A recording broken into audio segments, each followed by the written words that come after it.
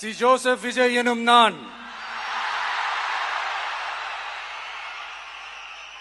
தமிழ்நாட்டு அரசின் முதலமைச்சர் என்ற முறையில் எனது கவனத்திற்குள்ளாவதும் தெரிய வருவதுமான எந்த பொருளையும் முதலமைச்சரின் கடமைகளை உரியவாறு நிறைவேற்ற தேவையான அளவுக்கன்றி ஒருவரிடமோ பலரிடமோ நேர்முகமாகவோ மறைமுகமாகவோ அறிவிக்கவோ